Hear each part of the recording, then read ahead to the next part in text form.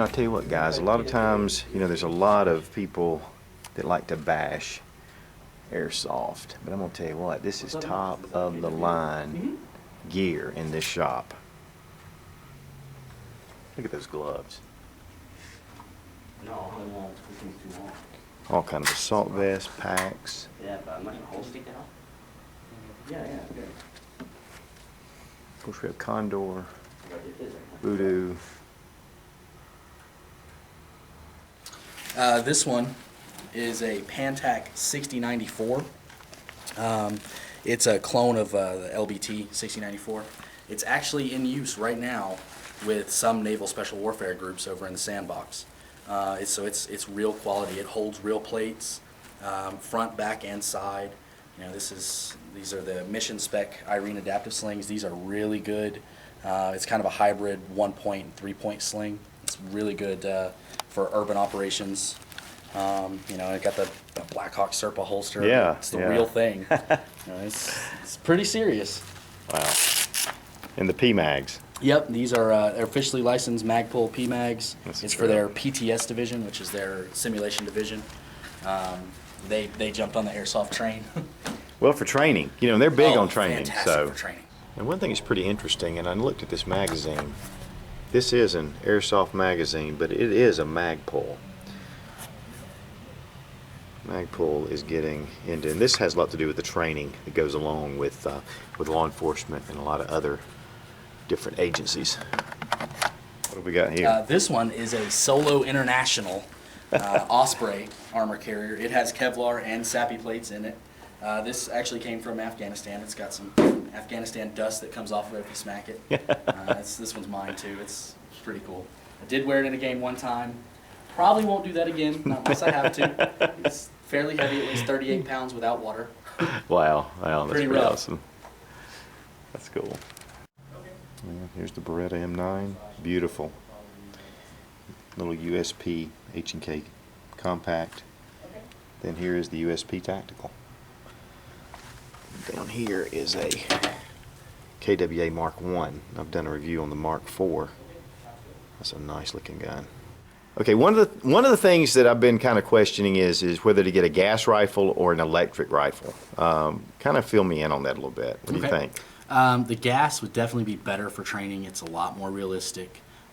You put gas in the magazine, you put BBs in the magazine. When you load the magazine into the weapon, you have to chamber it. It won't do anything unless you do that. Whereas the electric guns, you don't do that. You just load the magazine, put the battery in, and you're ready. Benefits to electric over gas. Obviously, you don't have to continue buying gas. You just charge your batteries, plug it up to a battery charger, you're good to go. It's very cheap upkeep. Whereas the gas, you have to continue buying it. Now, it's only about 15 bucks for a can. A can lasts you roughly 3,000 shots per can. In a pistol, the rifles are not as efficient. It takes more to blow that bolt back. But it's definitely a lot more fun, a lot more recoil. So it is definitely better for training as far as the gas goes. Well, now let me ask you something about gas. What about using propane in it? Propane works. Chemically, green gas is basically propane. The drawback to using propane is it stinks. So if you're doing it inside, you're really going to upset the wife. Or whoever doesn't like the smell of propane. I personally can't stand it. It's also a dry gas, so you have to lubricate it. If you do not lubricate it, you're going to wear your gun out. Whereas the green gas already has a silicone lubricant added to it. Right. But propane does shoot a little bit harder too, so you get a little bit more kick. This looks like something I might have to have in the not too distant future. What an awesome looking rifle. Look at the muzzle brake. Of course, federal law, to sell these guns, the importer has to denote these with a bright orange tip. But it's not federal law for it to remain that way once it's in the customer's hands, as you can see here. That being said, it's very important that with Airsoft is to treat it as a regular firearm in public. That this needs to be put in a case, and just handled, like I said, just like a regular firearm would be handled. Okay, and then we were talking about the import problems with gas rifles. Yeah, gas rifles are hard to get here in the States. The ATF is not a big fan. KWA, one of the manufacturers, they make really high-end stuff. They have been trying to get theirs approved by the ATF for about 2 years now. and so far has had no luck. And some of the ones that you can get here in the country that have managed to slip through, not that high of quality. You want to steer clear of the really cheap ones. The ones that seem too good to be true, they usually are, especially with airsoft. But you find a GMP, a Western Arms, King Arms, something like that. That's a pretty good training weapon. You can build it to your real specs if you need to. 10-inch barrel, 14.5-inch barrel, whatever you've got, you can build it. And speaking of building, and I want to just show right down here on your table, you do the work. Yeah. So you know what you're talking about. Yeah, we've built custom weapons for people. We'll upgrade something. You send me a base platform, I'll make it shoot however you tell me you want it to shoot, as long as it's actually possible.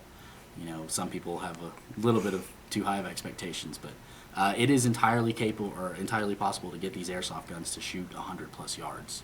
Wow. We built a Barrett sniper rifle replica for a customer, and it shoots every bit of 130 yards, center mass, every shot. Wow. It's pretty incredible, but that's a 30-pound gun too. Right. And it's actually officially licensed by Barrett Firearms, which is cool. Has So- a certificate of authenticity and everything. So you can wear your armor-plated vest over there with that. Yeah. I might break out the real snappy plates for that one. It's shooting over 500 FPS. Oh, wow. There Wow. are strict limitations on that at a skirmish type event. If you're using something that shoots that hot, you've got to respect your minimum engagement distances. You can't shoot somebody right up on them. You could actually break the skin doing that, and that's very irresponsible. Right. Of course, we have the traditional AK. This is the AK-74 model. And of course another M14 SOCOM style. These magazines actually show the bullets. Of course it's airsoft. If you're doing this responsibly, it's a lot of fun, it's safe, it's great training. It's even good for the kids, you teach kids discipline and teamwork. And it's really good. It's good exercise too. And I think it gives them a love for the real firearms as well. Absolutely. Every gun guy I have come in here, once they shoot these and see that this is not your Walmart airsoft, they love them. It's a whole different ballgame. I'll tell you something, being an AR guy, this is incredible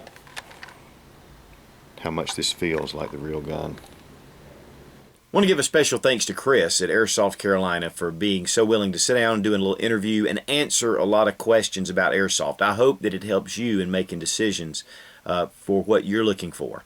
If you're ever in western North Carolina near Asheville, their store is, I'll have all the address and everything, of course, at the end of the video, and their website, airsoftcarolina.com. Check it out. And as always, thanks for watching. Please subscribe for more airsoft gun and gear reviews and tactics. God bless America. Long live the Republic.